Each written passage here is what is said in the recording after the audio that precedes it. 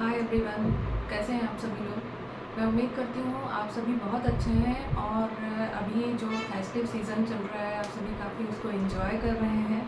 और आज का जो टॉपिक है वो भी काफ़ी इम्पोर्टेंट टॉपिक है और आज हम बताने जा रहे हैं, डिस्कस करने जा रहे हैं आरटीजीएस के बारे में।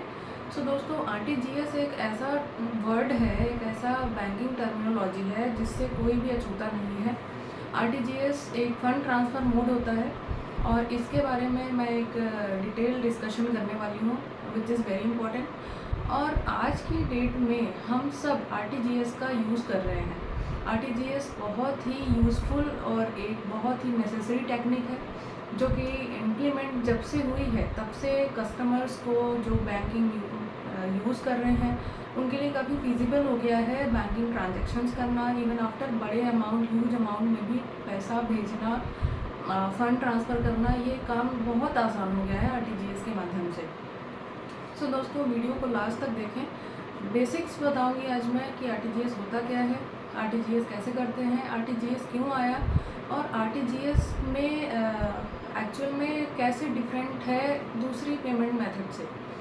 सो दोस्तों, सबसे फर्स्ट ऑफ ऑल जानना चाहेंगे आप सभी कि आरटीजीएस क्या है। रियल टाइम ग्रॉस सेटलमेंट इसका फुल फॉर्म होता है। आरटीजीएस इम्प्लीमेंट हुआ है आरबीआई यानी रिजर्व बैंक, अपना जो देश का केंद्रीय बैंक है उसके द्वारा इम्प्लीमेंट किया गया है 2004 में। जब रिजर्व बैंक को ये एनालाइज हुआ कि कस्टमर्स को बैंकिंग ट्रांजैक्शन करने के दौरान काफ़ी सारी कठिनाइयों का सामना करना पड़ रहा है। Various kinds of situations were there, ऐसा कि जैसे ट्रांजैक्शन कर दिया और लेट पेमेंट हो रहा है या बेनिफिशियरी तक पैसा नहीं क्रेडिट हुआ है, ऐसे बहुत सारे नेटवर्क इशूज़ एसेट्रा एसेट्रा। तो इन सब परेशानियों को देखते हुए रिजर्व बैंक ऑफ इंडिया ने रियल टाइम ग्रॉस सेटलमेंट एक पेमेंट प्रोसेस स्टार्ट किया इन 2004। दोस्तों, रियल टाइम का मतलब होता है कि जिस टाइम पर इंस्ट्रक्शन मिलता है कि पेमेंट किया जाए उसी टाइम पर रिसीवर को पैसा पे किया जाता है। यानी कि जैसे ही मैंने यहाँ से पेमेंट इनिशिएट किया थ्रू मोबाइल ऐप और नेट बैंकिंग, सेम टाइम पर पैसा क्रेडिट हो जाता है, which is very secure and safe mode. RTGS का जो कैपिंग है वो कोई मैक्सिमम लिमिट का नहीं है। रिजर्व बैंक ऑफ इंडिया ने अमाउंट का कोई कैपिंग नहीं किया हुआ है। पैन इंडिया ये काम करता है और दोस्तों इसको रेगुलेट भी रिजर्व बैंक ऑफ इंडिया ही करता है। अब सबसे बड़ी बात यह है कि आरटीजीएस का जो प्रोसेस है वो कैसे काम करता है। आरटीजीएस बैचेस में या फिर कुछ टाइम पीरियड के दौरान प्रोसेस नहीं होता है, रियल टाइम बेसिस पे प्रोसेस होता है। यानी अगर आपने यहाँ से पेमेंट भेजा है किसी को, वो तुरंत पैसा जिस बेनिफिशियरी के अकाउंट में ट्रांसफ़र हो जाएगा और सेफ़ मोड पे। तो दोस्तों, ये एक बहुत ही सेफ़ टेक्निक है और इससे काफ़ी सारी जो प्रॉब्लम्स थी वो बैंकिंग इंडस्ट्री में सॉल्व भी हुई हैं। Customers are very satisfactory about it. और आरटीजीएस हम अपने मोबाइल ऐप से भी कर सकते हैं, इंटरनेट बैंकिंग से कर सकते हैं। आप अगर चेक के माध्यम से करना चाहते हैं, ऑफलाइन आप ब्रांच जाके भी कर सकते हैं। तो ये सारे भी कस्टमर्स के बेनिफिट्स के लिए फैसिलिटीज़ ये सारी दी गई हैं क्योंकि उनकी सुविधा को ध्यान में रखते हुए बैंक ने ये जो आरटीजीएस का सिस्टम है वो चालू किया। तो दोस्तों, आरटीजीएस बहुत ही सिक्योर मोड होता है।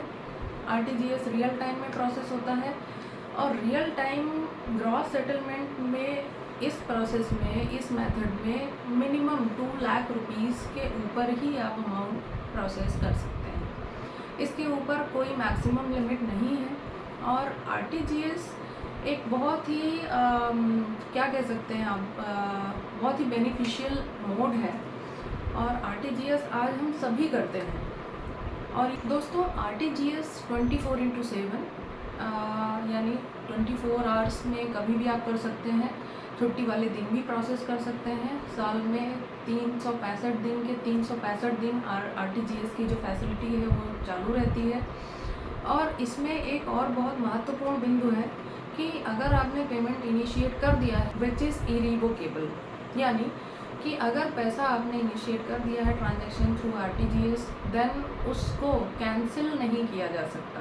यानी अगर आप सोचें कि आप अरे मैंने तो इसको इतना पैसा भेज दिया, नहीं मुझे नहीं भेजना, कैंसिल कर दो, ये यहाँ पे सिस्टम नहीं फॉलो होता है। सो जो भी पेमेंट आपको आरटीजीएस से करना है वो आप एक बार फाइनल कर लें, बैंक डिटेल्स चेक कर लें।